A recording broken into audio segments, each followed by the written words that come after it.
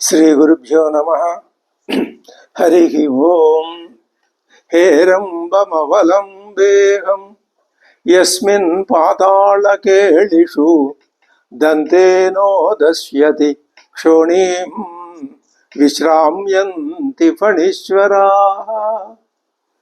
నమో వాకం bromo నయన రమణీయాయ పదయోః తవాస్మై ద్వంద్వాయ స్ఫుట రుచి రసాలక్తకవతే అసూయత్యత్యంతం యదభిగణనాయ స్పృహయతే పశూనామీశానః ప్రమదవన కంకేళితరవే.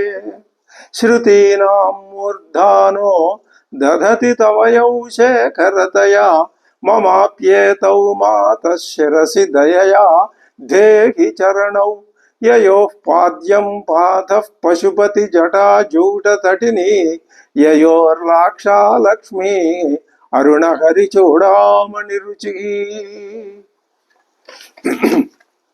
సంజీవనం మైథిల కన్యకాయాః సౌందర్య సర్వస్వ మహానిధానం శశాంక పంకేరుహయోః సమానం రామస్య వందే రమణీయమాస్యం. బృందారకాయస్య భవంతి భృంగాః మందాకినీయన్మకరంద బిందుః తవారవిందాక్ష పదారవిందం వందే చతుర్వర్గ చతుష్పదం తతు. నమో రామపదాంబుజం రేణవో యత్ర సంతతం కుర్వంతి కుముద ప్రీతిం ఆరణ్యగృహమేధినః. యత్పాదపాంసు సంపర్కాదహల్యాసీత్ అపాంసుల కారుణ్య సింధవే తస్మై నమో వైదేహి బంధవే. వంశీ విభూషితకరాత్ నవనీరదాభాత్ పీతాంబరాదరుణబింబ ఫలాధరోష్టాత్ పూర్ణేందు సదృశముఖాత్ అరవింద నేత్రాత్ కృష్ణాత్ పరం పరమతత్వమహం న జానే. బుద్ధిర్బలం యశోధైర్యం నిర్భయత్వమరోగత అజాడ్యం వాక్పటుత్వం చ హనుమస్మరణాత్ భవేతు. వాగర్ధావివ సంపృక్తౌ వాగర్ధ ప్రతిపత్తయే జగతః పితరౌ వందే పార్వతీ పరమేశ్వరౌ. వినీల జలదోపమం విమల చంద్రబింబాననం వినిద్రమణికుండలం వికచ పుండరీకేక్షణం విభిన్న ధనుజాధిపం విధృత బాణాసనం విభీషణ వరప్రదం విజయ రామమీడే అనిశం. రాజద్రాజీవనేత్రం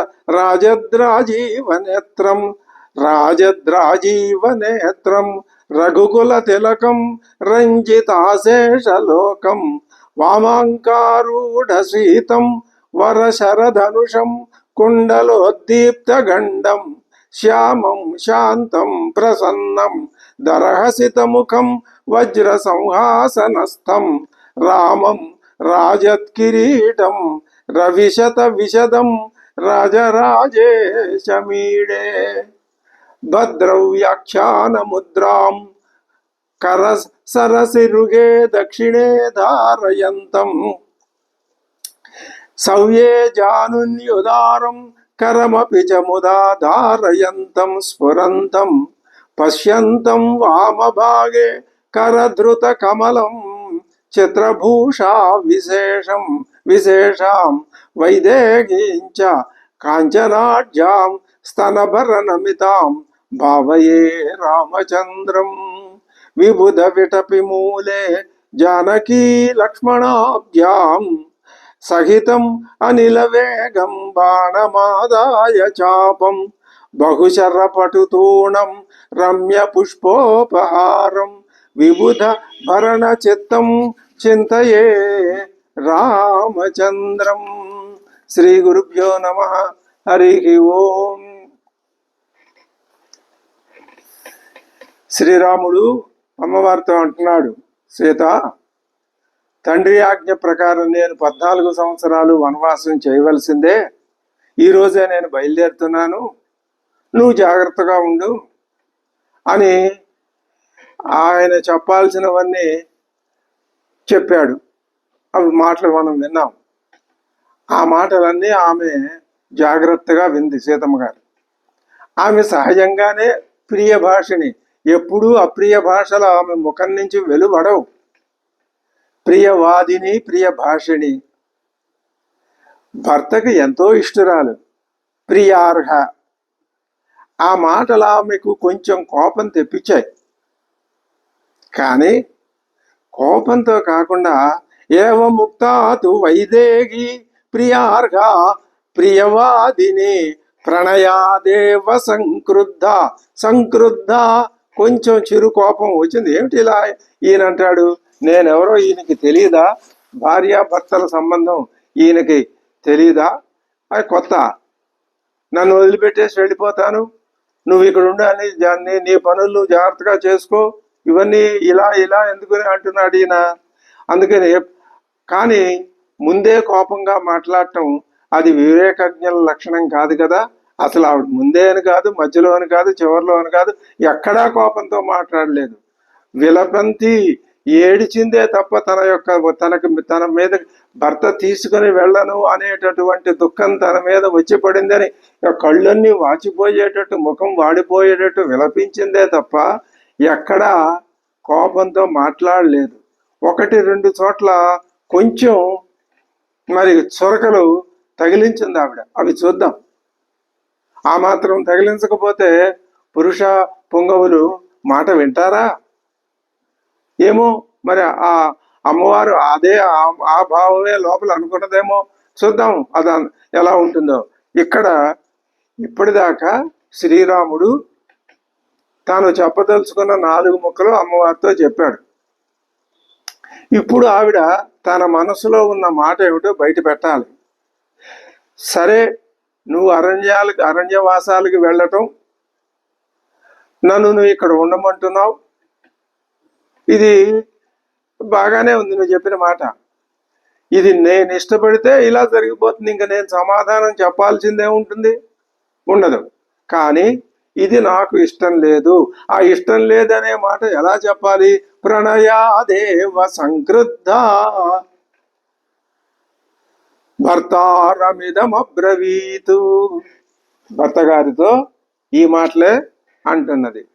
ఇంతకు పూర్వం అసలు రామాయణంలో శ్రీరామచంద్రుడు మొట్టమొదట తల్లిగారిని, తర్వాత తమ్ముణ్ణి, ఇప్పుడు భార్యని ఒప్పించటం అన్నది చాలా ప్రధానమైన ఘట్టం. శ్రీరాముని యొక్క శ్రీరామత్వం, వేదవేద్యత్వం, పరమ పురుషత్వం ఈ మాటల్లోనే మనకు అర్థమవుతుంది, స్పష్టంగా తెలుస్తుంది. అయితే ఆయన ఆ మాటలను సూటిగా ఎక్కడా చెప్పడు. మామూలుగా తాను చెప్పాల్సిన విధానంలో చెప్తాడు. వాటిల్లో ఉన్న అంతరార్థాలు మనం గ్రహిస్తే, ఓహో శ్రీరాముడు ఎందుకు ఇలా మాట్లాడుతున్నాడా, మనం ఇలా అనుకొని మనం ఆచరణలో ఇలా చేయాలా. కథ ఎప్పుడు కథలాగా జరుగుతూనే ఉంటుంది. కథని మనం ఎప్పుడు కథలాగానే తీసుకోవాలి తప్ప ఇది కథే ప్రధానం, ఇంతకంటే ఇందులో ఏమీ లేదు, నాకు సంబంధించింది ఏమీ లేదు, లోకానికి సంబంధించింది ఏమీ లేదు అని ఇలా అనుకోవటం అది రామాయణం చదవవలసిన విధానం కాదని పెద్దలు అంటారు. మరి ఎలా రామాయణాన్ని అర్థం చేసుకోవాలి? ఈ సన్నివేశంలో ఆ చెప్పేది పరమాత్మే. ఆయన ఆత్మానం మానుషం మన్యే అని అన్నాడు, కానీ అది కథను బట్టి అన్నమాటే తప్ప అంతకుముందే మరి కావ్యంలోనే మొట్టమొదట్లోనే చెప్పాడుగా, ధర్మరాజు మన దశరథ మహారాజుకు యజ్ఞంలో విష్ణు వచ్చాడని, ఇంకా ఆయన మానవ మాత్రుడని ఆయన అన్నాడు, అది కథ. కానీ దశరథుని యజ్ఞంలో పై స్థాయిలో జరిగే సంభాషణ కింద స్థాయిలో వాళ్ళకి వినపడలేదుగా, మనం విన్నాం, మనకి తెలుసు. కాబట్టి మనం శ్రీరామచంద్రుడు దైవస్వరూపుడే, వేదస్వరూపుడే, పరమాత్మ స్వరూపుడే, స్వరూపుడే కాదు, పరమాత్మే. ఆయన చెప్పిన ఉపదేశాల్ని మనం మన జీవితానికి అన్వయించుకుని ఏ విధంగా ఆయన చెప్పిన మార్గంలో ప్రయాణిస్తే మనకి ఏ విధమైన లాభం వస్తుంది, మనం ఏ ఫలితాన్ని పొందుతాం, ఇది మనకి అనునిత్యం. అయితే అనుక్షణము కానీ కథను కూడా మనం ఆనందించాలి, అంగీకరించాలి. అటు కథని ఇటు అర్థాన్ని రెండింటినీ సమానంగా మనం మనసులో నడుపుకోవాలి. ఇది రామాయణ సారం.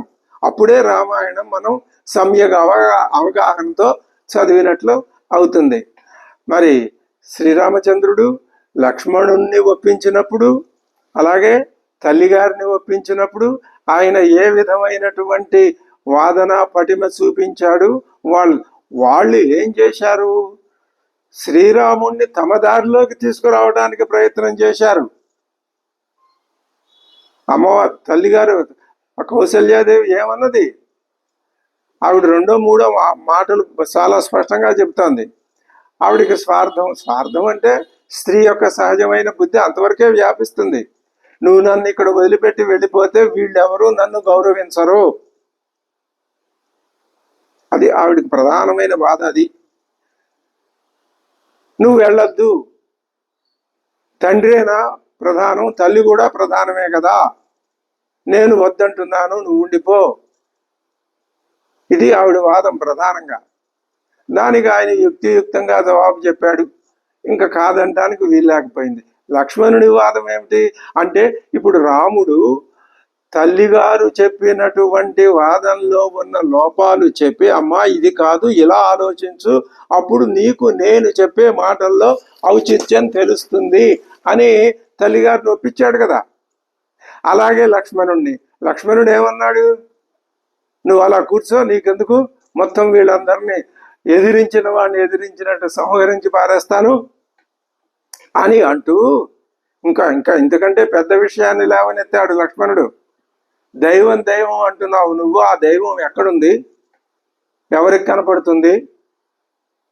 దైవ బలం అది బలమా? నా బలం మీద నాకు నమ్మకం ఉంది. నేను వీళ్ళని జయించి తండ్రి యొక్క ఆజ్ఞని తిప్పిపారేసి నిన్ను రాజ్యంలో సింహాసనం మీద కూర్చోబెట్టగలను. ఇది మన ప్రయత్నం, మనం చెయ్యాలి. ఇది ఆయన వాదం. ఆయన అది నువ్వు చెప్పింది ఈ సందర్భంలో పనికిరాదు. ఇక్కడ దీనికంటే ప్రధానమైనటువంటి ధర్మం మరొకటి ఉన్నది. ఏమిటది? తండ్రి ఇచ్చిన మాటని నువ్వు ఇప్పుడు తండ్రి చెప్పిన ప్రకారం అడవులకి మనం వెళ్ళకపోతే తండ్రి ఇచ్చిన మాట వృధా పోతుంది. ఆ వృధా పోయినటువంటి దోషం ఆయనకి వస్తుంది. ఎవరి వల్ల వస్తుంది? మన వల్ల వస్తుంది. మన వల్ల తండ్రికి దోషం. తండ్రి చెప్పింది మంచా చెడ్డ అని ఈ సందర్భంలో మనం విమర్శించటం తగదు.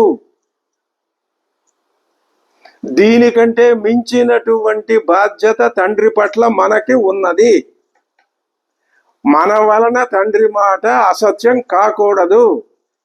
ఇది ధర్మం అంటే, శ్రీరాముని ధర్మం అది. ఇంకా ఆ మాట చెప్పేసరికి లక్ష్మణుడు కూడా నోరెత్తి మాట్లాడలేకపోయాడు.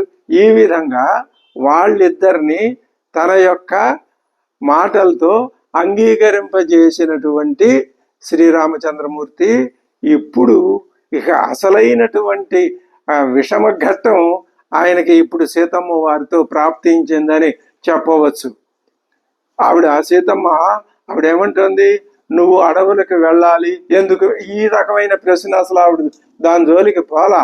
దశరథుడు కైక ఇవన్నీ అన్నీ చెప్పాడు ఆయన. అంతా కథంతా చెప్పి జరిగిందంతా నిన్నటి నుంచి ఇవాళ ఉదయం దాకా జరిగిన కథ అంతా చెప్పి నేను వెళుతున్నాను, నువ్వు జాగ్రత్త అన్నాడు. అది అసలు ఆ విషయం అంతా అక్కర్లేదు. నేను నీతో, ఆవిడ ఏమంటుందో, అమ్మవారు ఏమంటుందో ఇప్పుడు మనం చూద్దాం. మరి ఈమెకి ఎటువంటి జవాబు చెప్పాలో, లేకపోతే ఈమెని తన వైపుకి ఆమె వాదాన్ని ఖండించితే ఆమె తన మాట వింటుంది, లేదా తనైనా ఆమె మాట వినాలి. ఇందులో ఎవరి మాట వింటారు? లక్ష్మణుడు, శ్రీరాముడి తమ్ముడు, తల్లిగారు కౌసల్య ఇద్దరూ రాముని మాట విన్నారు. మరి అదే విధంగా సీతమ్మ కూడా రాముని మాట వినాలి కదా, లేదు, వినలేదు. రాముడే సీతమ్మ మాట విన్నాడు. అది ఇక్కడ సీతమ్మతో ఉన్న సంబంధం, భార్యాభర్తల సంబంధం.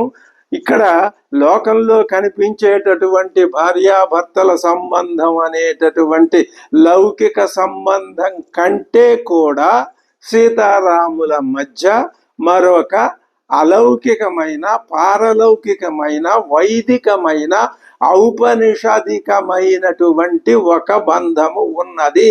అది మనం భావన చేసుకుంటే మనం కృతకృత్యులం అవుతాము. అది ఉంది, ఇది ఉంది. అది బయటపడదు, ఇది బయటపడుతుంది. బయటపడని దాన్ని బయట పడవేసుకుని అవగాహన చేసుకోవటమే మనం చేయవలసిన పని. అంతే తప్ప బయటపడి అక్కడ ఎదురుగుండా కనిపించిన దాన్ని ఇదే అనుకుని ఇదే అంతా అనుకుని సర్దుకుపోతే ఏమి ప్రయోజనం ఏమి ఉండదు. సరే, చూద్దాం. ఆవిడ అంటున్నది, కిమిదం భాషసే రామ. ఏమయ్యా బాబు శ్రీరామచంద్ర, ఏమి నువ్వు మాట్లాడుతున్నావు? వాక్యం లఘుతయా ధ్రువం. ఇంత అర్ధరహితంగా, ఇంత పేలవంగా, ఇంత తెలివి తక్కువతనంగా అని అనలేదు.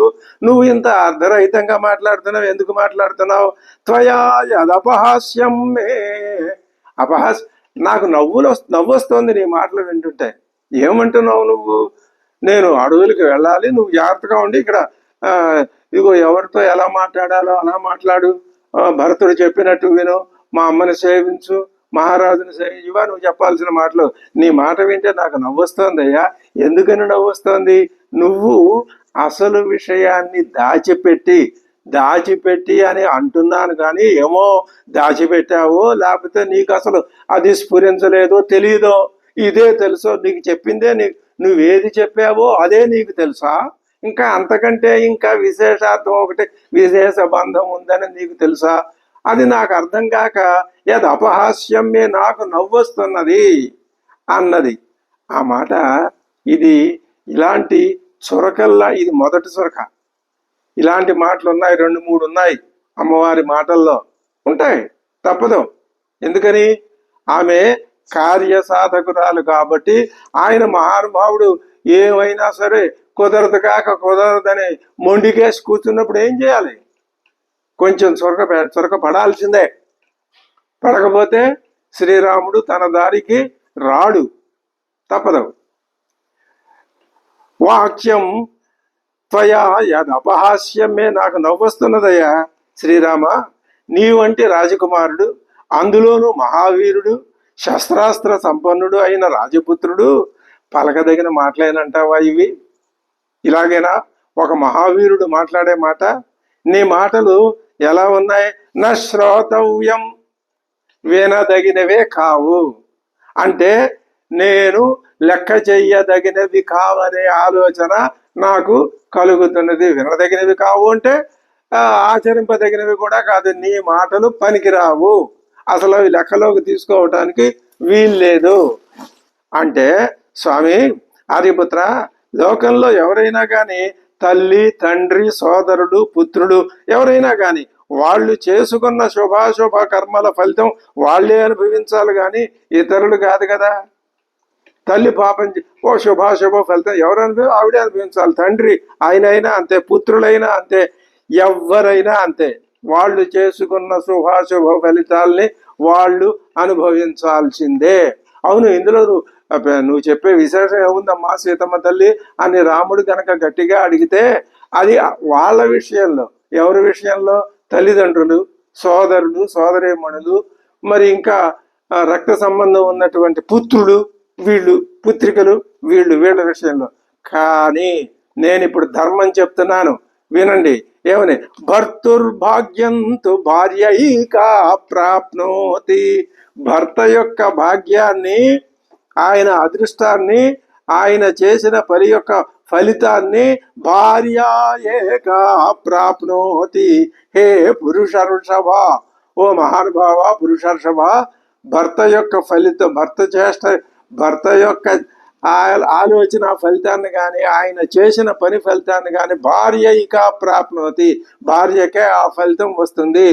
అతశ్చైవ ఆగమాదిష్ట వనే వస్తవ్యమిత్యపి. కాబట్టి నేను కూడా నీతో పాటుగా వనవాసం చెయ్యాలి. అహమాదిష్ట, నాకు నేను ఆదేశం చేసుకుంటున్నాను. ఈ మాట మా తల్లిదండ్రులు కూడా చెప్పారు. ఆ మాట నేను తర్వాత చెప్తాను. భర్తుర్భాగ్యంతు భార్యైకా ప్రాప్నోతి పురుష వృషభ అతశైవాగం ఆదిష్ట వనే వస్తవ్యమిత్యపి. నువ్వు వనాలకి వెళ్తే నేను కూడా వనాల్లో వస్తవ్యురాలిని, ఉండవలసిన దానిని. నీతో పాటు నువ్వు ఎక్కడ ఉంటే అక్కడ ఉండవలసిన దానినే. నువ్వు వనాలకు వెళ్తే నేను వనాలకే వస్తాను. ఇది నా యొక్క ఆలోచన. ఎంతో స్పష్టంగా నిర్ద్వంద్వంగా చెప్పిందో అమ్మవారు. దీన్ని బట్టి, ఈ మాటలను బట్టి మనం అర్థం చేసుకోవచ్చు. నా పిత నా ఆత్మా నా ఆత్మజో నా ఆత్మా నా మాత నా సఖీజన ఇహ ప్రేత్యచ ఇహ పరలోకాలు రెండింటి యందును ఇహచ ప్రేత్యచ, ఈ లోకంలో పరలోకంలో కూడా నారీణాం పతిరేకో గతి సదా. నా పిత నా ఆత్మజ, కొడుకు. ఆ కొడుకే ఉంది, పుట్టాడు, వాడి దారిని వాడు పోతాడు, వాడి తిప్పలు వాడు పడతాడు. నా పిత తండ్రి, ఆయన కన్నాడు, అంతవరకే ఆయన బాధ్యత. మిగతాదేముంది? ఏమీ లేదు. నా మాత, తల్లి అంతే, తండ్రి అంతే, కొడుకు అంతే. నా సఖీ జన, ఇక పరిచారికలు, మిత్రురాలు వీళ్ళందరూ అంటావా? కాదు. అయితే ఈ లోకంలో పరలోకంలో కూడా రెండు లోకాల్లోనూ స్త్రీకి తల్లి, తండ్రి, కొడుకు, సఖులు వీళ్ళెవరు ఏమీ కారు. మరి ఎవరవుతారు? నారీణాం పతిరేకో గతి సదా. సదా గతికి పతికి ఏకః. ఒక్క భర్తే నారీణాం గతికి. భర్త తప్ప వేరొక గతి లేదు. అలాంటి స్థితి ఉండగా ఇది భార్యాభర్తల సంబంధం. శ్రీమద్ రామాయణం లోకానికి చెప్పేటటువంటి ఉత్తమోత్తమ సందేశం. లోకంలో అనేక రకాల ధర్మాలు ఉన్నాయి. అక్కడి దాకా ఎందుకు? దశరథుడి వద్దనే బహుభార్యాత్వం ఉన్నది. అది అమ్మవారు ఎందుకు విమర్శిస్తుంది, అయ్యవారు ఎందుకు విమర్శిస్తాడు? కానీ శ్రీరాముడు తన ప్రవర్తన ద్వారా, అలాగే సీతమ్మ కూడా తన ప్రవర్తన, వాళ్ళిద్దరూ కూడా తమ యొక్క మాటల ద్వారా, చేతల ద్వారా ఏకపత్ని వ్రతమే, ఏకపతివ్రతత్వమే, ఇవే ఆచరణీయం, లోకానికి ఆరాధనీయం, లోకానికి మూలం. ఇదే ధర్మం.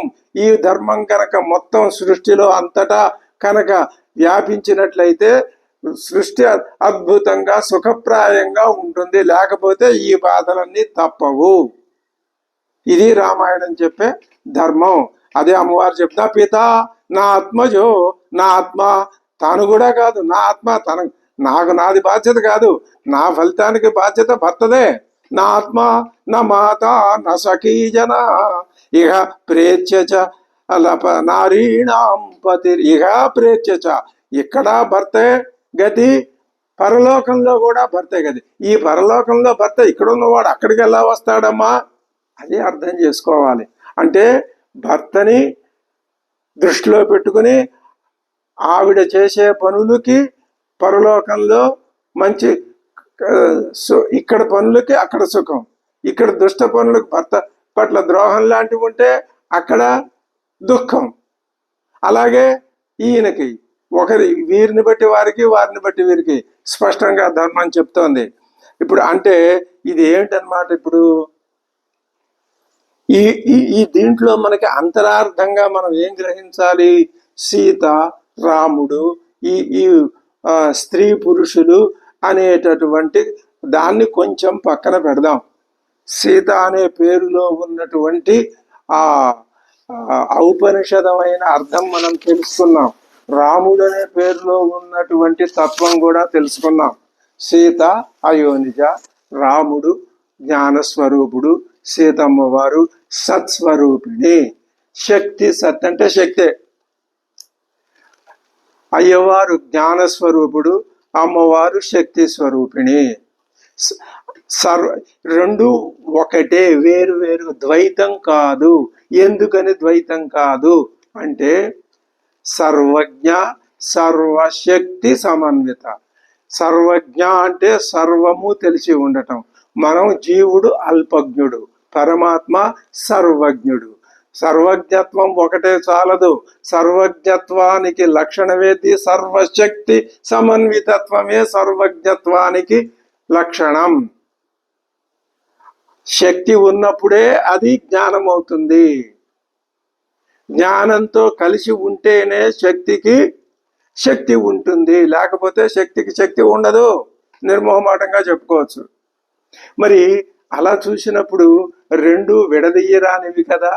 ఈ లోకంలో కూడా రెండు, ఇద్దరు ఆ సర్వజ్ఞ సర్వశక్తి సమన్విత అనే తత్వంతో ఉంటే అది పరలోకంలో ఉన్నదే ఏకైక తత్వం. అదే ఇక్కడికి వచ్చి రెండుగా కనిపిస్తున్నా ఒకటే అని భావించటమే మోక్షానికి మూలం. ఇలా భావించినట్లయితే మన యొక్క పరమార్థం ఏమిటో మనకి తెలుస్తుంది. నా పిత నాత్మజో నాత్మా నమాత నసఖీ జన ఇహ ప్రేత్య చ నారీణాం పతిరేకో గతిస్తదా సదా. అది జ్ఞానం. అందుకే శ్రీరాముని ఏకపత్ని వ్రతత్వం. కానీ లోకంలో సరే అనేక భార్యాత్వం, బహుభార్యాత్వం ఇవన్నీ ఉన్నాయి. నేను మీకంటే ముందు లంకకి వెళ్ళి అది యదిత్వం ప్రస్థితో మార్గం వన మధ్య రాఘవ యది యది త్వం ప్రస్థితో దుర్గం, దుర్గమమైనటువంటి అరణ్యాలకి వెళ్ళడానికి నువ్వు ఇప్పుడే బయలుదేరుతున్న, యది త్వం ప్రస్థిత అద్యైవ, నువ్వు ఇప్పుడే ఈ రోజే బయలుదేరుతుంటే అగ్రతస్తే గమిష్యామి, నీకంటే ముందు నేను నడుస్తానయ్యా, అంటే నీతో పాటు నేను వస్తాను, నువ్వు నన్ను తీసుకుని వెళ్ళవలసిందే. ఎందుకమ్మా నువ్వు నాకంటే ముందు? మృద్నంతి కుశకంటక అన్న అద్భుతమైనటువంటి శ్లోకం. రామాయణంలో ఇలాంటి శ్లోకాల్ని మనం ఎప్పుడూ మర్చిపోకూడదు. అది ఇది ఏం తెలియజేస్తుంది? ఇందాకటి నుంచి మనం చెప్పుకున్నటువంటి సచ్చిదానంద స్వరూప లక్షణాన్ని ఈ శ్లోకం చక్కగా తేట తెల్లంగా తెలియజేస్తోంది. పైకి మాత్రం ఏం చెప్తోంది? శ్రీరామ, నువ్వు ఈ రోజే కనుక అడవులకు బయలుదేరినట్లయితే నేను నీకు అంటే ముందు నీ దోవ సరిచేస్తూ దారిలో ఏవైనా దర్భముళ్ళు కానీ ముళ్ళు కానీ ఉంటే నేను వాటిని పక్కకి నెట్టేసి అవి నేను శుభ్రం చేసుకుంటూ ముందు పెడుతూ ఉంటాను. నువ్వు చక్కగా వెనకాల వాటిలో వద్దు. కానీ భర్త సేవ చేయవలసిన విధానమేగా ఇది. భర్తకి సేవ చేయాల్సిన విధానం భార్య. కాబట్టి నీకు నేను సేవ చేసుకున్నట్లు అవుతుంది, నీ మార్గం సుగమం అవుతుంది. ఇలా ఎక్కడికి తీసుకెళ్తావమ్మా? పెద్దలందరూ దీంట్లో ఇంకొక అద్భుతమైన అర్థాన్ని చెప్పారు. అది తెలుసుకోకపోతే మనం ఈ ఈ ఈ పఠనం అసంపూర్ణం అయిపోతుంది. ఏమిటా ఇది? నిన్ను నీకంటే ముందు నేను లంకకి వెడతాను. దారిలో ఉన్నటువంటి ఆ రావణాసురుణ్ణి చంపడానికే నీ అవతారం అని నాకు తెలుసు. వేదవతిగా అతన్ని సంహరించే శ్రీ మహావిష్ణువునే నేను వివాహం ఆడతానని చెప్పిన విషయం నాకు తెలుసు. అయితే నేను ఎక్కడా బయటపడి చెప్పను, నువ్వు ఎక్కడా బయటపడి చెప్పవు. వినేవాళ్ళకి వీళ్ళందరికీ తెలుసు. వీళ్ళు ఎప్పుడు చెప్పుకుంటే రామాయణ శ్రోతలు పఠితలు అందరూ ఈ మాట చెప్పుకుంటూనే ఉంటారు. సరే చెప్పుకొని వాళ్ళు చెప్పుకుంటే మనమేంటమ్మా, మనం మానవులమే అని రాముడు అంటే అనొచ్చు. సరే అలాగే అనుకోండి, బాగానే ఉంది. అయితే ఆ రావణాసురుణ్ణి సంహరించటానికి అడ్డంకులు ఏమైనా ఉంటే వాటిని నేను పరిహరించుకుంటూ ముందు వెళ్తాను లంకకి. నువ్వు వెనక వచ్చి రావణాసురుణ్ణి సంహరించు. అప్పుడు నీ అవతార ప్రయోజనం నెరవేరుతుంది.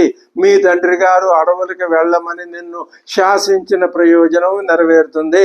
కైకమ్మవారు మీ పినతల్లి గారు ఏదో దురుద్దేశంతో నిన్ను ఈ విధంగా అడవులకు వెళ్ళమన్నదని నువ్వు ఆ లోకం అనుకుంటున్నారు.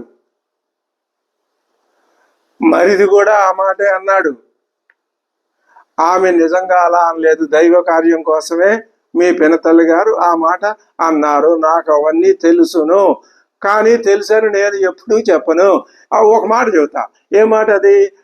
గచ్చతస్తే అగ్రతస్తే గమిష్యామి మృద్నంతి కుశకంటకాన్. వాటిని తీసి పారేస్తూ మృద్నంతి పరిహరింపజేస్తూ నేను ముందుకి వెళ్తాను అన్నది. అంటే ఇప్పుడు ఏం కావాలి? ఇందాక చెప్పుకున్న సచ్చిత్ స్వరూపంలో ఇంకో మాట కూడా చెప్పుకోవాలి. జ్ఞానానికి చేష్ట కావాలి అంటే శక్తి ఉండాలండి. శుద్ధ జ్ఞానం ఏ పని చెయ్యదు. పని చేయాలి అనుకుంది అంటే శక్తి అక్కడ ఉందనే అర్థం. రావణ సంహారం కావాలంటే శక్తి, అది క్రియ, పని. శుద్ధ జ్ఞానం ఆ పని చెయ్యాలి అంటే శక్తి కావాలి. అదిగో శక్తి అమ్మవారు చెప్తోంది, నువ్వు నేను లేకపోతే నువ్వు రావణాసురుణ్ణి ఎలా సంహరిస్తావయ్యా, నీ అవతార ప్రయోజనం ఎలా నెరవేరుతుంది అనుకుంటున్నావు అనే అర్థం కూడా అందులో ఉన్నది. ఇది చాలా చక్కగా ఉన్నది. ఆయనకి అన్నీ తెలుసు, విన్నాడు. విని కూడా విననట్లు మౌనంగా ఉండి దాన్ని అసలు లెక్కలోకి పరిగణనలోకి తీసుకోకుండా తన ధోరణి. ఆయన ఏం చెయ్యాలి? అమ్మవారికి పరీక్ష పెట్టాలి. అమ్మవారి గుణగణాలు ఏమిటో లోకానికి తెలియాలి కదా. కథే. మరి మన భావనే. రెండూ మనం విడిచిపెట్టకూడదు. కథలో ఏం తెలియాలి? సీత యొక్క ఆ మనోదార్ఢ్యం ఏమిటో తెలియాలి. ఆవిడ అవతారమే, ఒక రామావతారం అని అంటున్నారు లోకం. కాదు, సీత కూడా అవతరించిందే, ప్రయోజనం కోసమే వచ్చింది ఆవిడ. జ్ఞానానికి శక్తిని ఇవ్వడం కోసం అని చెప్పుకున్నాం. మరి ఆ అర్హత ఆమెకు ఉన్నదా లేదా అని ఆవిడని పరీక్ష చెయ్యాలిగా. తనతో తీసుకువెళ్ళాలి అంటే వెంటనే తీసుకెళ్ళిపోతే లోకం ఏమనుకుంటుంది? మరి ఆవిడ మనసులో ఉన్నటువంటి ఆ భావం బయటపడాలి అంటే ఆయన గట్టిగా తన మాట మీదే నిలబడాలి. అలాగే లక్ష్మణుడితోటి, తల్లిగారితోటి అలాగే ప్రవర్తించాడు. వాళ్ళిద్దరిని తన దారికి తీసుకొచ్చాడు. ఇప్పుడు ఈయన మరి ఎవరి దారిలో వెళ్తాడో, మృద్నంతి కుశకంటకాన్, ఈ మాటే నెగ్గుతుంది. ఇదే జరుగుతుంది. కాబట్టి మహాపండితులందరూ, రామాయణ అభిజ్ఞులందరూ ఆ రామాయణం వెలువడిన కాలం నుంచి ఈ కాలం దాకా భవిష్యత్తులో కూడా ఈ శ్లోకానికి అద్భుతమైనటువంటి భవిష్యదర్థాన్ని చెప్పారు. వ్యాఖ్యాతలతో సహా పెద్దలందరూ ఈ మాటే చెప్పారు. మనం కూడా ఈ మాటే అనుకుంటున్నాం. యదిత్వం ప్రస్థితో దుర్గం వన మధ్య రాఘవ అగ్రతస్తే గమిష్యామి మృద్రంతి కుశకంటకాన్. అందుకని నువ్వు పని చేయాలి. ఈర్ష్యా రోషౌ బహిష్కృత్య. ఒక్కొక్కసారి చాలా పైకి మృదువుగా, మెత్తగా, గౌరవంగా మాట్లాడే వాళ్ళ మాటల్లో వాళ్ళు అలాగే మాట్లాడతారు. కానీ ఎంత విద్యుత్తు శక్తి ఉంటుందో, ఎంత చురుకుదనం ఉంటుందో, ఎంత చురకత్తితో కోసినట్టుగా అది ఎదట వాళ్ళకి బాధ కలిగిస్తుందో, కోపాన్ని కలిగిస్తుందో మనం ఊహించలేం, చెప్పలేం. ఆ అమ్మవారు అంటోంది, ఈర్ష్య రోషవు బహిష్కృత్య. నువ్వు నీ మనసులో ఈర్ష్య రోషం రెండు ఉన్నట్టున్నాయి. భర్తని పట్టుకుని, ఏమయ్యా నీ నీ నీ బుర్రలో ఈర్ష్య ఉంది, రోషము ఉంది, ఆ రెండింటినీ విడిచిపెట్టు నువ్వు ముందు. ఎంత ధైర్యం అమ్మవారికి లెక్కలేదు. ఈర్ష్య రోషౌ పరిత్యజ్య, ఆ రెండు విడిచిపెట్టు నువ్వు. అసలు ఎందుకని? నాకు ఈర్ష్య ఎక్కడదమ్మా, రోషం ఎక్కడదమ్మా అని నువ్వు అంటావా? ఇదిగో ఇప్పుడే నువ్వు నేను మాట్లాడుతున్న మాటల్లో విని నీలో ఆ ఈర్ష్య రోషం కలిగినయ్యని నీ ముఖం చూసి నేను కనిపెట్టగలుగుతున్నాను. నాకు అర్థమవుతోంది. అమ్మా, ఇంతకంటే ఇంకా తప్పించుకోవటానికి కూడా వీలు లేదనమాట. అటువంటి ఈర్ష్య రోషం నీ మనస్సులో ఈషణ్ మాత్రం ఉన్నా కూడా ఆయన, ఓహో అలాగా, నా ముఖంలో నువ్వు ఈ భావాలు చదివావు అన్నమాట. సరే కానీ అని ఆయన లోపల నవ్వుకోవాలి. ఆ సంబంధం అలా ఉండాలి. అంతే తప్ప ఆ ఈర్ష్య రోషాలే నిజం అనుకుని అవే పుచ్చుకుని వేలాడితే చూస్తున్నాగా లోకంలో మామూలు సామాన్య మానవుల సామాన్య సతీపతుల యొక్క సంబంధాలు ఏ విధంగా పాపం దుర్భరం అయిపోతున్నాయో. ఎందుకని? రామాయణ అవగాహన లేక. స్పష్టంగా మనకు ఇది రామాయణం వల్ల సంఘానికి వచ్చే ఎప్పుడైతే కుటుంబ వ్యవస్థలో భార్యాభర్తృ సంబంధం ఈ స్థితిలో ఉంటుందో సంఘం రామరాజ్యం అంటే అదే, రామరాజ్యం ఏర్పడి తీరుతుంది. ఇంకా ఏ విధమైనటువంటి దుష్ట భావాలు కానీ మరి దుష్ట ఫలితాలు కానీ సమాజంలో ఉండవు. అందుకే ఈ ఈ విధమైనటువంటి రామాయణ సందేశాన్ని అందరూ యథాశక్తిగా నలువైపులా వ్యాపింప చేయాల్సిన అవసరం ఉన్నది. అదే అంటుంది, ఈర్ష్య రోషౌ బహిష్కృత్య భుక్తశేషమివోదకం.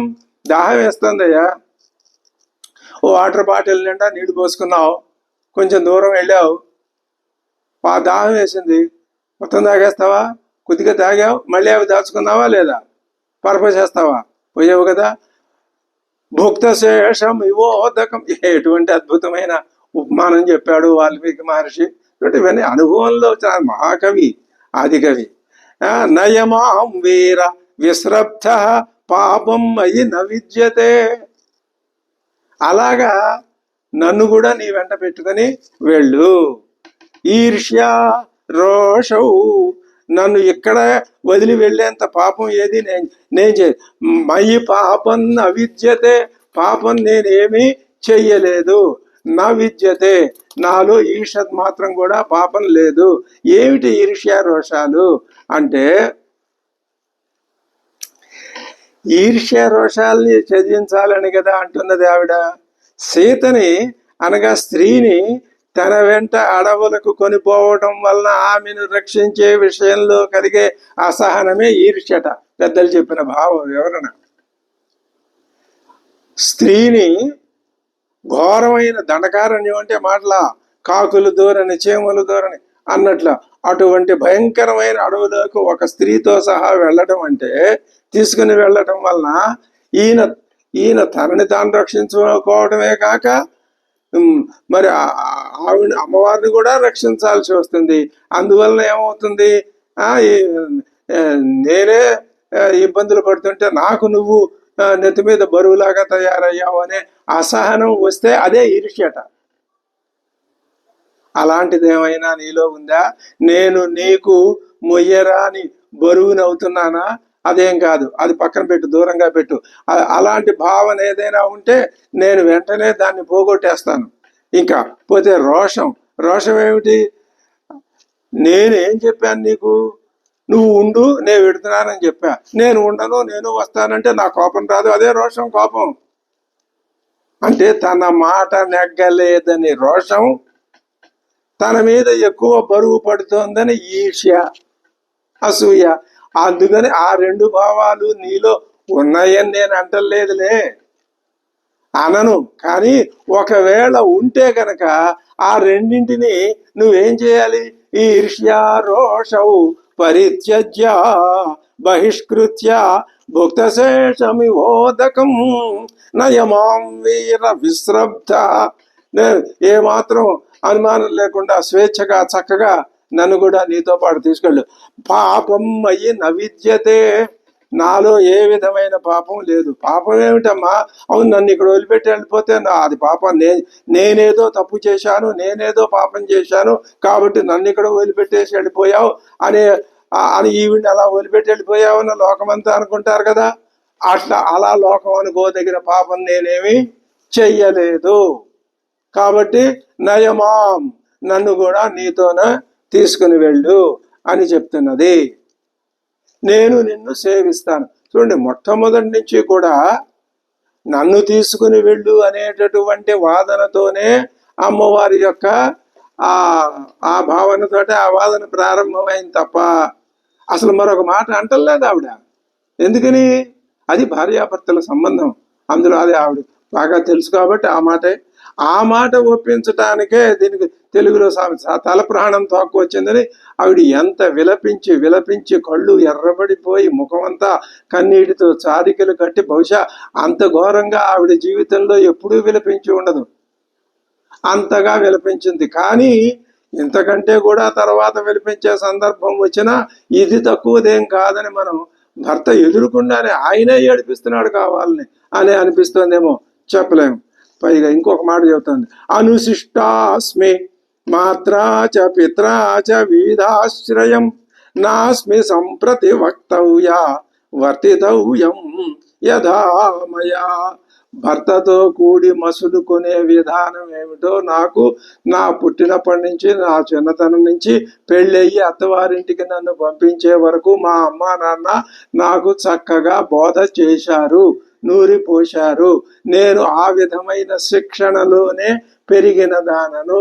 భర్తయే నా దైవం, నా తల్లిదండ్రులు నాకు చెప్పారు. అలాగే అత్తమామలు తోటివారి అత్తమామల విషయంలో ఏ విధంగా వ్యవహరించాలో నా తల్లిదండ్రులు చెప్పారు. తోటి వాళ్ళ విషయంలో ఎలా అందరితో ఎవరెవరితో ఎలా వ్యవహరించాలో నాకు బాగా తెలుసును.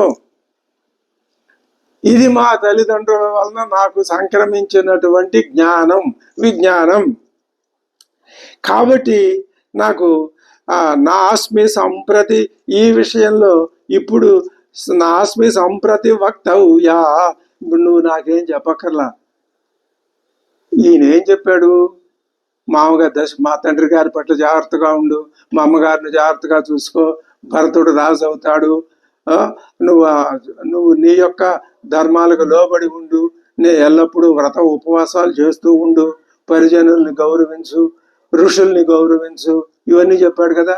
ఎవరెవరితో ఏ విధంగా వర్తించాలోనా ఇది కూడా ఒక రకంగా, నీకు తెలుసా, నేను చెబితే పనికిరాదా, నీకు అంత తెలుసా అని ఈ విధమైనటువంటి వాగ్ధోరణి ఇలాంటి విషయాల్లో ఈ లోకంలో ఇదే రజోగుణం తమో గుణాల యొక్క ఆ విపరీతమైనటువంటి లక్షణాలవి.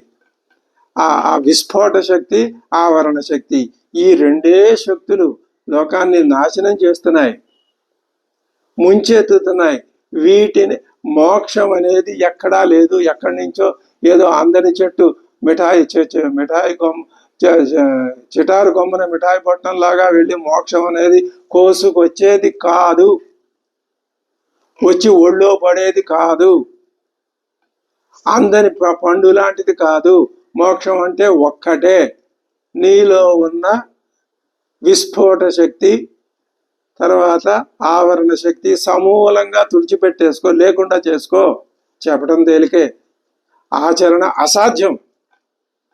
కానీ అది రోగం అని మనం గ్రహించాం. ఆ స్థాయి కంటే కూడా కొంచెం వాటిని నెమ్మదిగా మనం పరిహరించుకునే స్థాయిలోకి చేరుకుంటున్నాం. కాబట్టి ఇప్పుడు కాకపోతే మరికొంతకాలానికి మనం ఆ స్థాయిని అలాంటి స్థాయిని సాధించిన మహానుభావులే. ఇగో రాముడు అలాంటి స్థాయి, ఆయన అందుకనే దిగి వచ్చి ఈ పాఠం మనకి చెప్తున్నాడు. అదే చెప్తున్నాడు, నాస్మి సంప్రతి వక్తవ్యా వర్తితవ్యం యథామయ.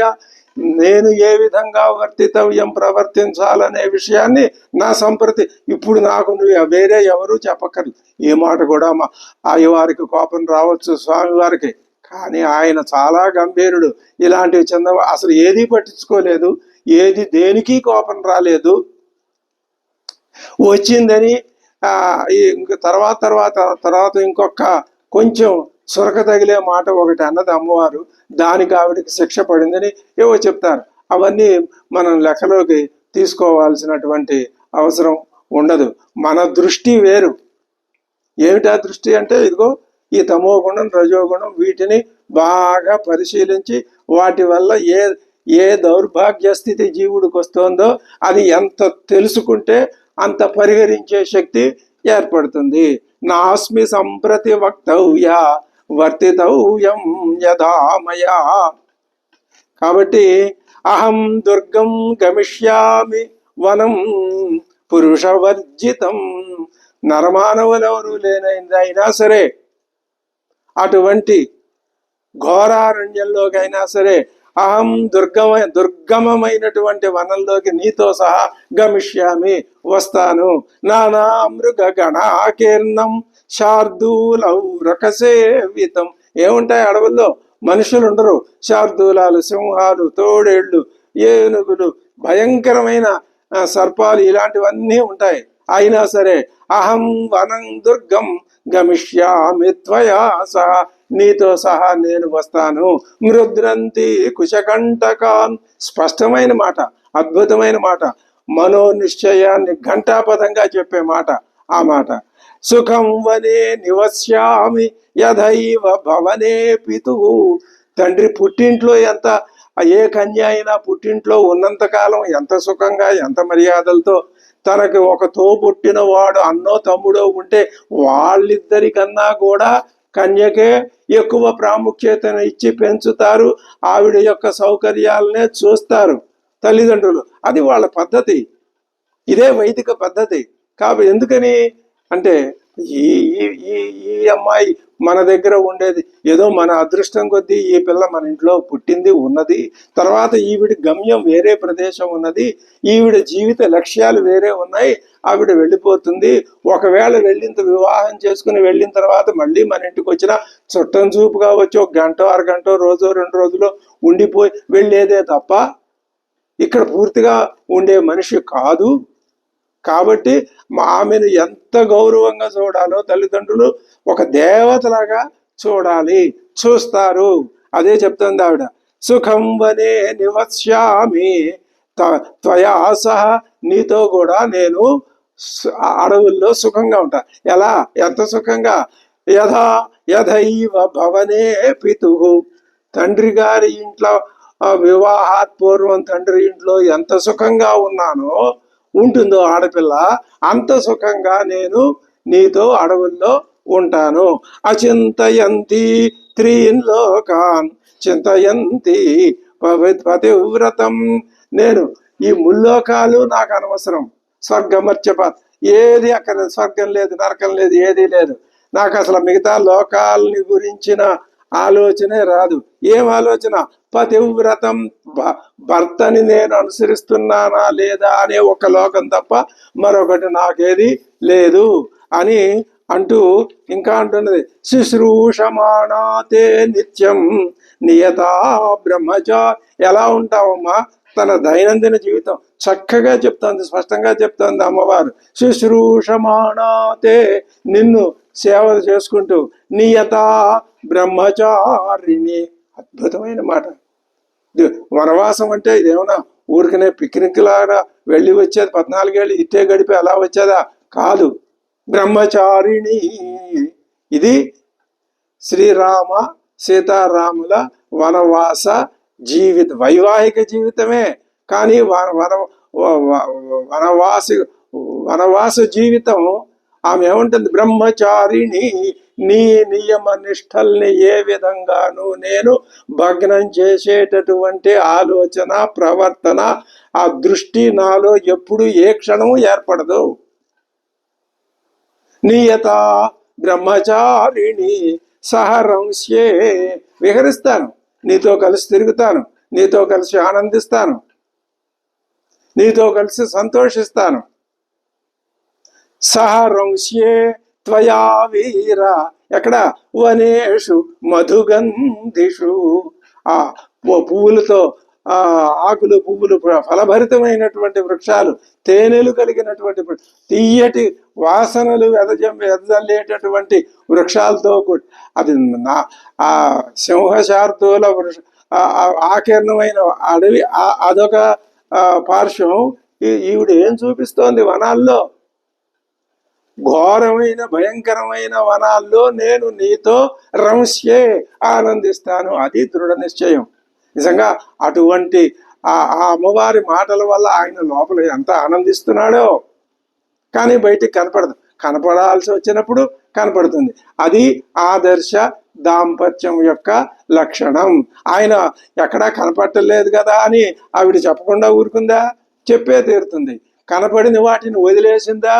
శోక, అసూయ, రోషం అని అవి ఈర్ష్య, రోషం చెప్పిందిగా, కడిగి పారేసింది. ఏం ఎక్కడ ఇక మళ్ళీ వాటి ఈర్ష్య రోషాల జోలికి మళ్ళీ ఆయన ఆలోచన వెళ్ళదు. ఇప్పుడు అంటోంది శుశ్రూషమాణాతే నిత్యం నియతా బ్రహ్మచారిణి సహరంస్యే త్వయా వీర వనేషు మధుగంధిషు. శ్రీరామ, అడవుల్లో ఉన్న మునీశ్వరులని రక్షింపగల సమర్థుడు కదా నువ్వు. మరి నా రక్షణ విషయమై నీకు వేరే చెప్పాలా?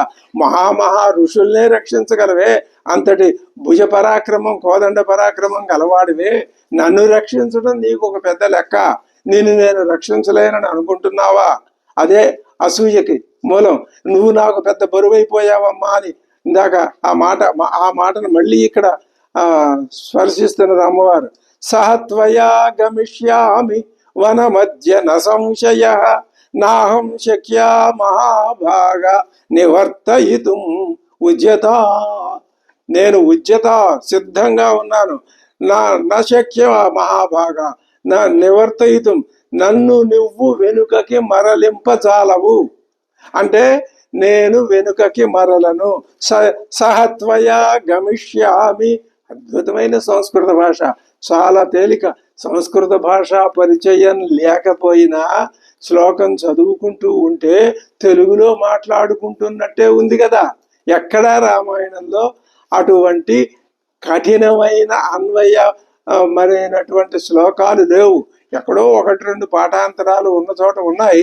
అది పరిశోధకుల అంశానికి సంబంధించిన విషయం. మనలాంటి సామాన్య పాఠకులకి అది అలాంటి ఒకటి రెండు అవిదితమైన భాగాలుంటే వదిలిపెట్టేయటమే. అది పెద్దలు ఏం చెప్పారో అది ఆ వ్యాఖ్యలు చూసి తెలుసుకోవటం, అది పక్కన పెట్టడం. మనకేం చేయాలి? చక్కగా సులభ శైలిలో, ఎంత సులభ శైలిలో ఉంది రామాయణం, ఇంత చక్కగా అర్థం కావటం భాగవతం విషయంలో, భారతం విషయంలో అలా ఉండదు. భాగవతం అది చదువుకున్న వాళ్ళకే పరీక్ష అని చెప్తారు, కానీ రామాయణం అలా కాదు. చదువుకుంటూ ఉంటే ఎందుకని దీంట్లో మనకు స్పష్టంగా సీతారాముల కథ ఎంత తేలిక భాషలో దేశమంతా ప్రపంచం అంతా ఎక్కడికి వెళ్ళినా ఏ విధమైన మార్పులు చేర్పులు చెయ్యటానికి వీలు లేని ఒకే ఒక సంస్కృత భాషలో చెప్పబడటానికి కారణం అందరికీ తెలియాలి. ఎవరంటే వాళ్ళు ఏ రకంగా పడితే ఆ రకంగా మార్చి పారేయడానికి వీలు ఉండకూడదు. అది సంస్కృత భాష యొక్క గొప్పతనం. అదే చెప్తున్నాడు, సహత్వయా గమిష్యామి వన మధ్య న సంశయ నాహం శక్యా మహాభాగ నివర్తయితుం ఉద్యత. నేను వనగమనానికే ఉద్యుక్తురాలనై ఉన్నానయ్యా. నన్ను నువ్వు నివారించద్దు. నేను నివారింపబడవలసిన దానిని కాదు. అంటే అర్థం ఏమిటి? నన్ను నువ్వు నివారించద్దు, వద్దు అనద్దు. ఫలమూల ఆశన నిత్యం భవిష్యామి న సంశయ. నువ్వు నా కోసం వేరే ఆహారం సంపాదించి పట్టుకొచ్చి పెట్టకర్లా. ఫలమూల అశన, ఫలములు మూలములు, దుంపలు పళ్ళు, ఈ రెండే. నతే దుఃఖం కరిష్యామి నివసంతి సహత్వయ. నువ్వు నాతో ఉంటే నాకు అన్ని బాధలేనమ్మా అంటావా? నతే దుఃఖం కరిష్యామి.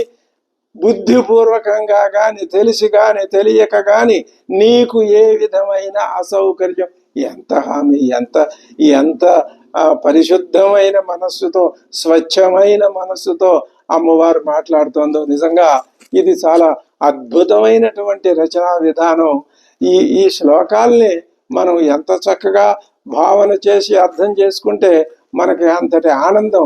దీన్నే రసానందం, కావ్యానందం అంటారు.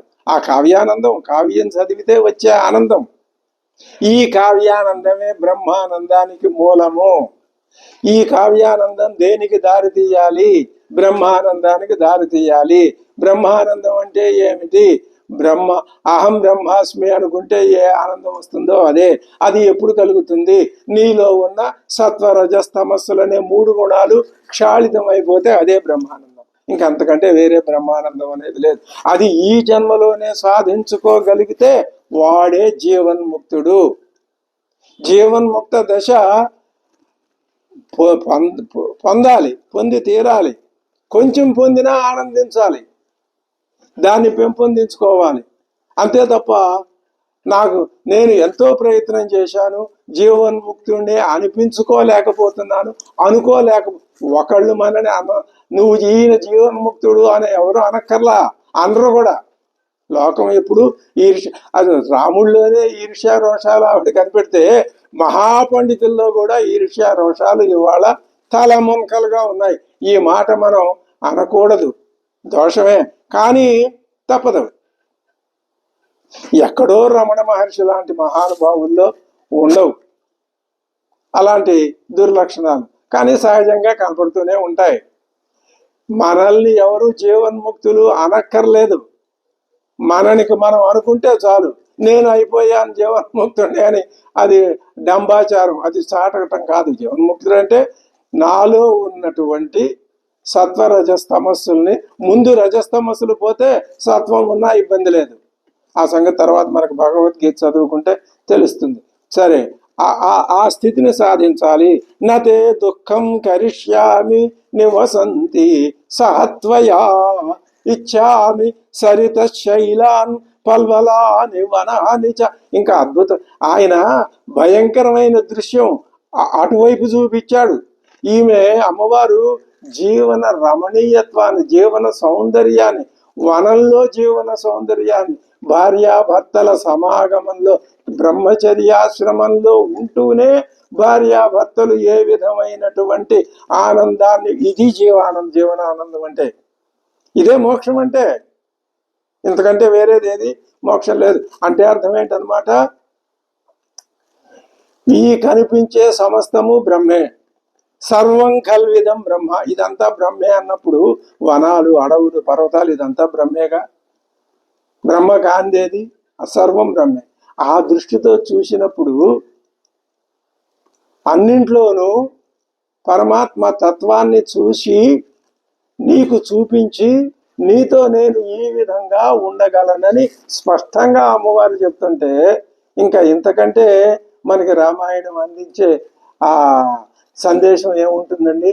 ఇదే అర్థం చేసుకోవాల్సింది. ఇచ్చామి సరిత శైలాన్న పల్వలాని వనాని చ.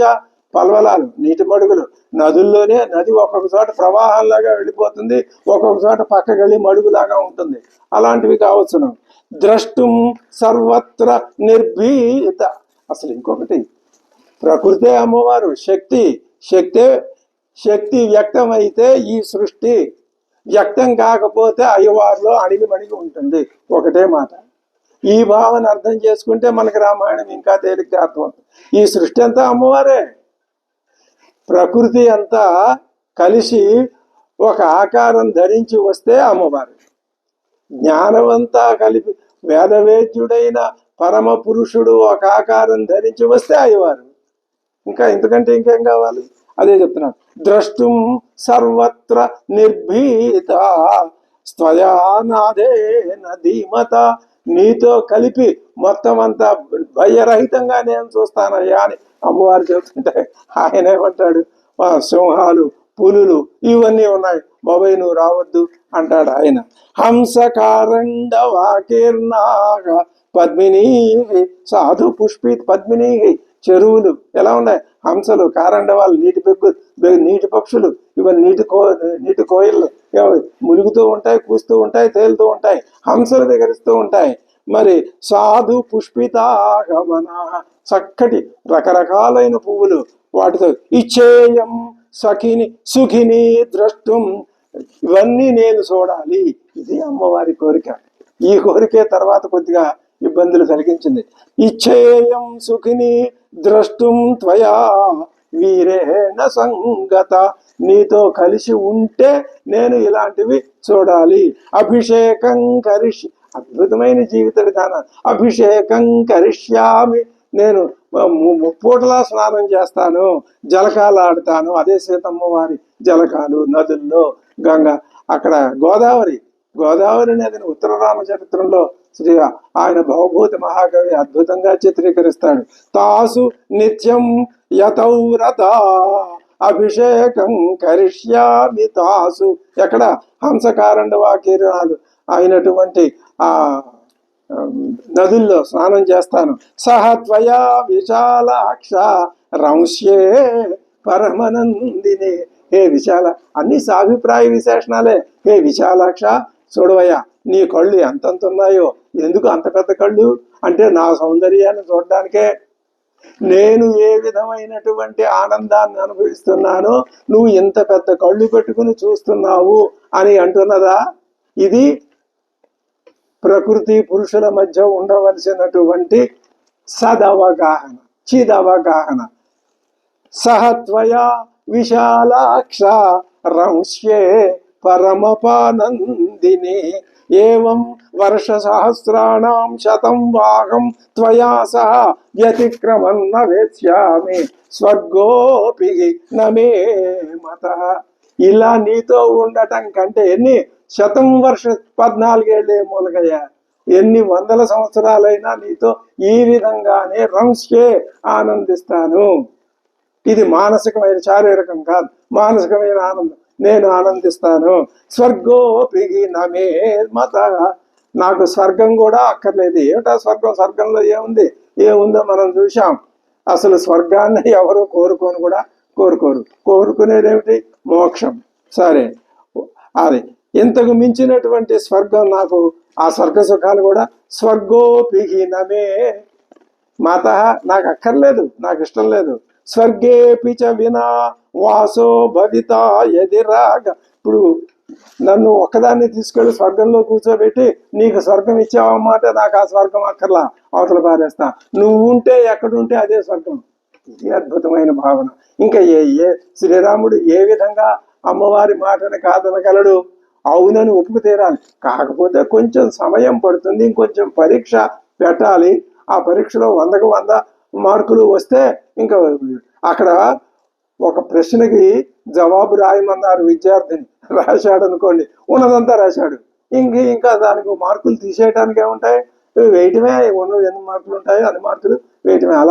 అలాగే ఆవిడ చెప్పిందంతా అవునని అంగీకరించడమే. కాకపోతే కొంచెం టైం పడుతుంది. త్వయా మమ నరవ్యాగ్ర నాహం తమపి రోచయే. నాకు ఆ స్వర్గం కూడా అక్కర్లేదు స్వామి. అహంగమిష్యామి వనం సుదుర్గమం. అద్భుతమైన శ్లోకాలు, అద్భుతమైన కవిత్వం. అహంగమిష్యామి వనం సుదుర్గమం. సుదుర్గమం, దుర్గమమైనా సరే నీతో పాటు కలిసి, నేను ఒకదాన్ని కాదు, నీతో కలిసి అహం వనం గమిష్యామి వనే నివస్యామి. వనంలోనే నివసిస్తాను. యథా నివస్యామి అహం గమిష్యామి వనం సుదుర్గమం మృగాయుతం వానర వారణైర్యుతం. అక్కడ వానరాలు, వారణాలు, ఏనుగు ఎన్నో ఉండొచ్చును. ఉండనీగాక అవన్నీ ఏమేమి నేను ఏమి చూసి అనుభవిస్తానో చెప్పాను కదా. వేటిని చూసి భయపడనో చెప్పాను కదా. ఇంకేంటి నీకు? నువ్వేమీ అనుమానించక్కర్లేదు. వనే నివస్యామి యథా పితృగృహే. మళ్ళీ చెప్తోంది అదే మాట. తండ్రి ఇంట్లో ఉన్నట్లే ఉంటాను. ఏమా భర్త ఇంట్లో ఉన్నట్టు ఉండవా? భర్త ఇంట్లో ఉన్నట్టు అనే ఆ మాట అంటలేదు అమ్మవారు. తండ్రి ఇంట్లో ఉన్నట్టే ఉంటాను. భర్త ఇంట్లో కొంత స్వాతంత్ర్యం ఉండకపోవచ్చు. అత్తమామలు ఉంటారు, మరి మరుగులు ఉంటారు, ఇంకా మిగతా అందరూ ఉంటారు. ఒక్కొక్కసారి జరగచ్చును, జరగకపోవచ్చును. కానీ తల్లిదండ్రుల ఇంట్లో ఎవ్వరు నోరెత్తి ఎవరు మాట్లాడరు. అది కన్యకి పితృగృహంలో ఉన్నటువంటి స్థానం. ఆ స్థానం పూర్తిగా అనుభవించింది అమ్మవారు. తవైవ పాదావుపగృహ్య సంయత. నీ పాదావు, త్వైవ పాదవు ఉపగృహ్య, నీ పాద చరణ సేవ చేస్తూ నేను స్వర్గమైనా నాకొద్దు, నువ్వు నీ పాదాలు ఎక్కడుంటే అదే నాకు స్వర్గం. అనన్య భావామనురక్త చేతసాం త్వయా వియుక్తాం మరణాయ నిశ్చితాం నయస్వమాం సాధు కురుష్వయాచనాం. కురుష్వయాచనాం, నా ప్రార్థనని మన్నించు. అనన్య భావ, నాకు మనస్సులో అన్యభావాలు ఏవీ లేవు. అన్యభావాలు లేనిది అనన్య భావ. అనురక్త చేతసాం, ఏ భావాలు లేవు. ఖాళీగా ఉందా? కాదు. అనురక్త చేతసా, నీ పైన అనురక్తమైన మనస్సు, నా మనస్సులో సంపూర్ణంగా నువ్వే ఉన్నావు స్వామి, మరొక వస్తువు లేదు, మరొకటి లేదు. సత్తులో ఎప్పుడూ చిత్తే ఉంటుంది, ఇంకోటి ఉండదు. అది అర్థం చేసుకోవాలి. ఎంతసేపు మనం అనన్య భావం, మరి ఇంకొకటి లేదన్నప్పుడు రజస్తమస్సులు లేవు, మరి ఉన్నాయే. మనం నాలో ఉన్నట్టు నాకు ఉన్నాయా, చూస్తున్నాను నేను. అవి పోయిన గుణాలే. ఈ శరీరం పోతే అవి పోతాయి, కానీ నన్ను ఏం చేయలేవు. నాలో లేవు, నా బుద్ధిలో లేవు, నా మనసులో లేవు, నా ఆలోచనలో లేవు, నా స్వరూపంలో లేవు. కర్మవశాత్తు ప్రారంధవశాత్తు ఈ శరీరాన్ని పట్టుకుని పీడిస్తున్నాయి. అది నేను గ్రహించా, అవి నన్నేం చేయలేవు. ఈ స్థితి ఉత్తమం. అది అందుకే అమ్మవారు అయ్యవారి సంభాషణ మనం వింటున్నాం. త్వయా వియుక్తాం మరణాయ నిశ్చితం. నీతో గనక వియోగం ఏర్పడితే ఇంకా చెప్తున్నాను, అది మరణమే, ఇంకా వేరే అంటూ ఉండదు. నయస్వమాం సాధు, నన్ను కూడా నీతో తీసుకుని వెళ్ళు. కురుష్వ యాచనం, నా ప్రార్థనని మన్నించు. నతే మయాతో గురుతా భవిష్యతి, మయాత నా వలన, అత గురుతా న భవిష్యతి, నా వలన నీకు భారం ఏమీ ఉండదు, నేను నీకు భారం కాను.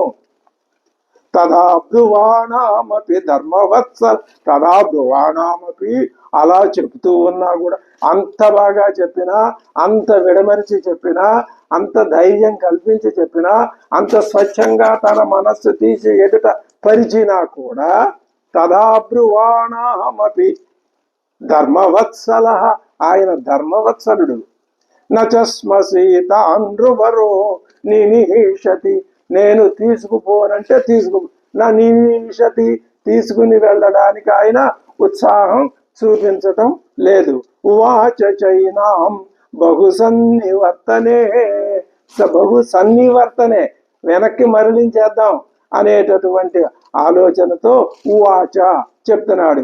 వనే నివాసస్య చ దుఃఖితాం ప్రతి, వనవాసంలో నువ్వు చూపించే ఈ ఈ సుందర కోణమే కాదమ్మా సీతమ్మ, చాలా భయంకరమైన ఘోరమైన దృశ్యాలు, ఇవి అక్కడ కష్టాలు ఉన్నాయి, అవేమిటో నేను చెప్తాను విను అని ఉవాచ చైనాం, ఆమెతో చెప్పడం మొదలు పెట్టాడు.